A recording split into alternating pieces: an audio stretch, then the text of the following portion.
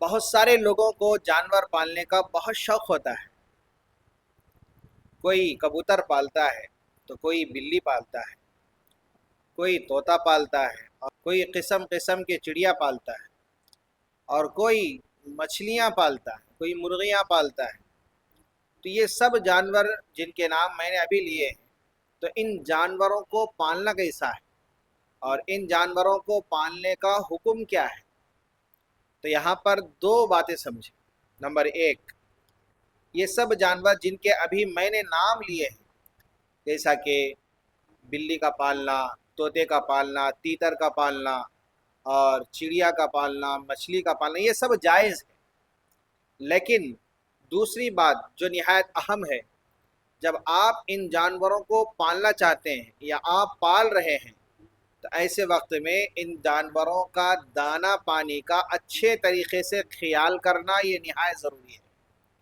آپ ان کو اچھے سے کھلائیں اور ان کے رہنے کا انتظام اچھے سے کریں اور ان کے کھانے پینے کا انتظام اچھے سے کیا کریں۔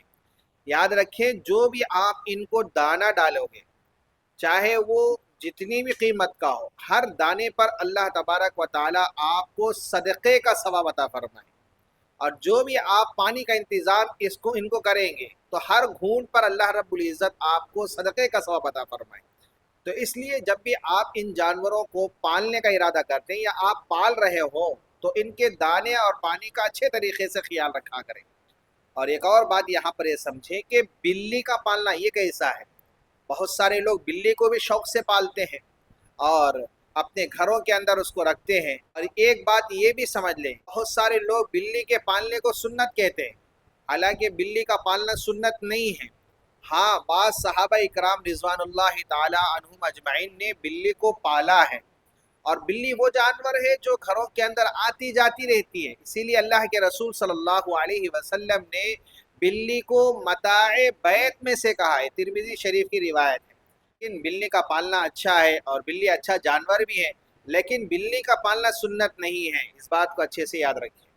اور ایک اور بات، بلی گھر کے اندر رہتی ہے، اس کا آنا جانا گھر کے اندر ہوتا ہے، تو وہ پانی میں منہ ڈال دیتی ہے یا دودھ میں منہ ڈال دیتی ہے، تو اس کے جھوٹے کا کیا حکم ہے؟ کیا کسی چیز میں وہ منہ ڈال دے تو کیا وہ چیز ناپاک ہو جاتی ہے؟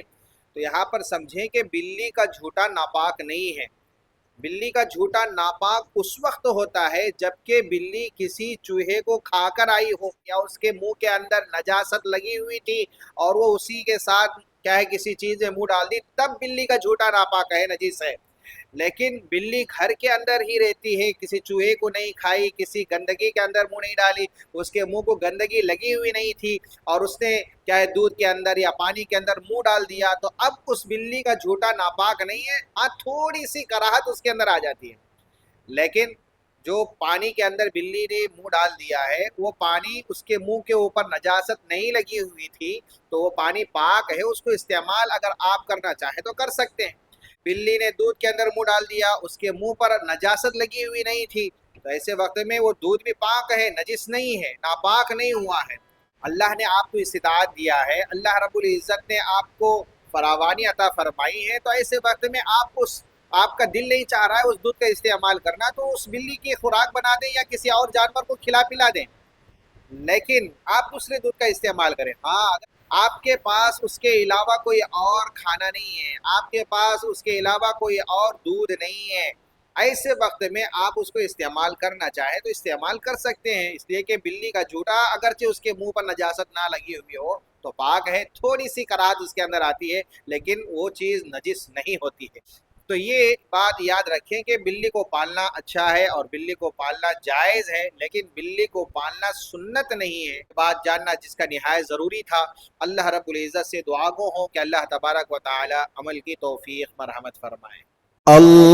اللهم صل على سيدنا محمد